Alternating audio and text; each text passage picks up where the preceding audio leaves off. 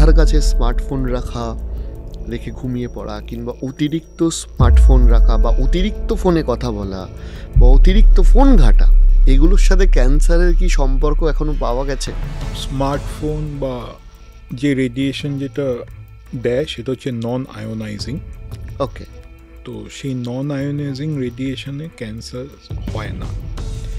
কিছু ওরা যোগাযোগ পেয়েছে, মানে কিছু সার্ভে পপুলেশন স্টাডিজে দেখা গেছে যে অতিরিক্ত স্মার্টফোন যারা ঘেটেছে তাদের হয়তো একটা ব্রেন ক্যান্সার হওয়ার সম্ভাবনা পাওয়া গেছে, কিন্তু এটা এখনও ওরকম এভিডেন্স নেই যেটাকে বলা যায় যে স্মার্টফোন ঘাটলে ক্যান্সার হবেই বা স্মার্টফোনের জন্যই হয়েছে। স্মার্টফোন দেখুন বেশি ঘাঁটা উচিত না, কারণ কেউ যদি বেশি রিল বা এসব যদি দেখে সে তার পারিবারিক সময় সে দিচ্ছে না, চোখের ক্ষতি করছে। চোখের ক্ষতি করছে এবং তার মেমোরি লসও হয়।